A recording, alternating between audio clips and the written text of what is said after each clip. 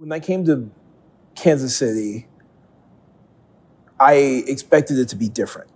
It seemed more eclectic, it seemed more open minded. But, what I realized is that, once one, inside the city, there's still systems in place to, that are racist. Even if the people are not racist, like the systems at times are racist. And, or it can have racist impacts. And then the other side of it is I actually went out to, I had someone I was talking to, and her family lived in Lathrop, Missouri. And I went out there, and it just kind of a oh heck moment was when I'm talking to her, childhood best friend's daughter, who was, I think, 8 or 9. And she asked me why my hands were so dirty, right? And it made me realize that not only was there a lack of exposure, there were just lack of conversations. And what that ends up translating to, as I met more people in the town, is that the portrayals in media would be the only thing that they had to go off of, and that defined and embodied the entire characteristics of these people that they weren't familiar with. To me, race doesn't exist because it implies there are different races.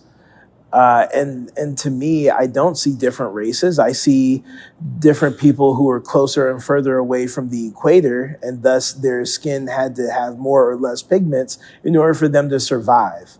Right?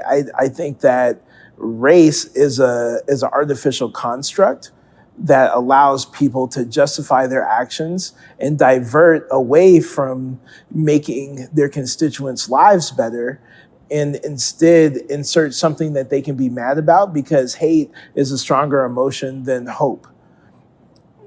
And I think that both hate and fear are easier to rally than actually changing people's lives with transformative policy.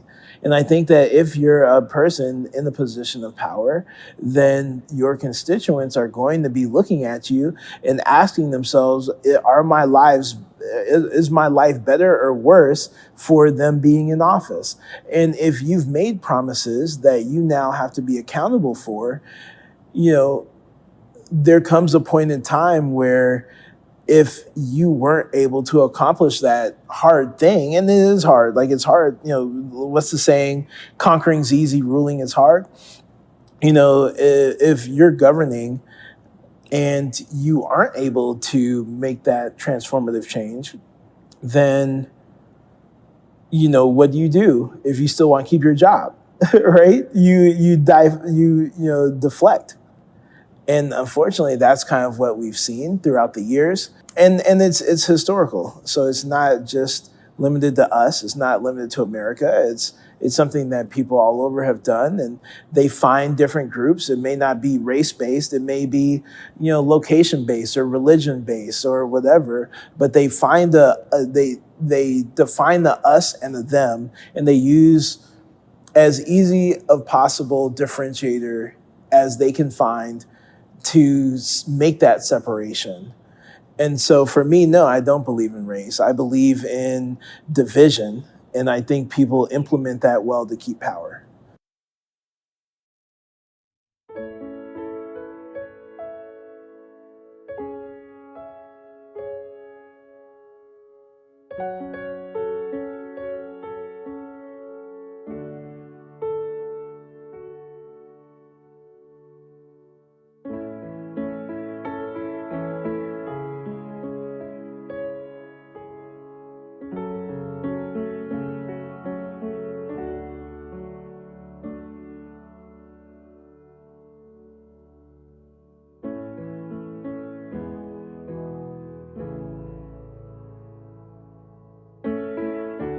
I grew up in Compton, California.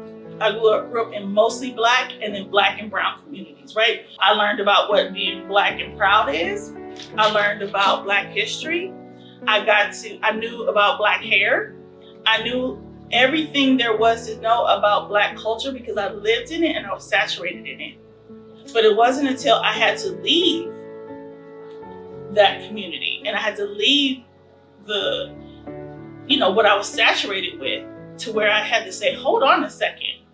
What do you mean? You're saying bigoted things, right? Or you're being insensitive towards people of color. I didn't know.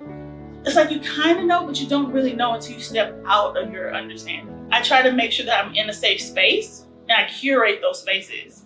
A safe space means that I can talk freely about racism when it comes up, and I can speak my mind, and I can say it without offending people or having to explain myself in depth, right? I can be a Black person all day, every day. I don't have to explain my hair. I don't have to code switch. I can speak Black English vernacular, and then I can speak however I like. Code switching is when you change, maybe not your language, but maybe even your vernacular, the way you speak, the comfortable way you speak. And then you switch it to what's considered socially acceptable in white culture, because white culture is the default, right? So when I'm speaking this way, right, this is how I speak at work. This is how I speak in white spaces for the most part. But when I'm talking on the phone with my cousin, it sounds like it's a lot of drawl, it's a lot of slang, it's a lot of geechee, because that's how I grew up, right? So you can hear the slang in my voice. I relax a little bit. My sentences aren't always on point, right? It's just, you're relaxed, right? But when I am not in a safe space, or when I know I have to put on, I guess, a coat of armor, my language changes, my demeanor changes, the way I dress changes, and I'm still working on that. I'm still working on how to be authentically Black in non-Black spaces.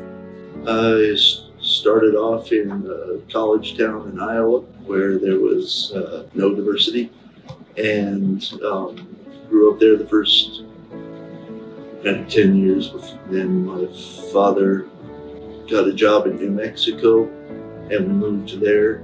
I was raised conservative, Republican, right-wing Christian.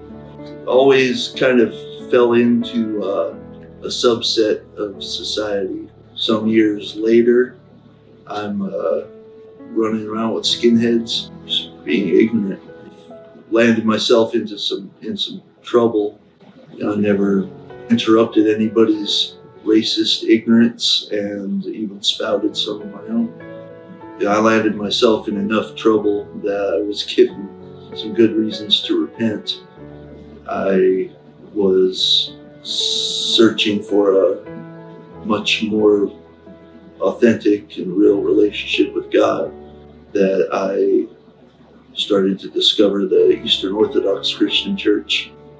I had developed some relationships, in my community in Albuquerque with some Black folks, and had deep conversations with men about their experiences that were outside of my experience before that.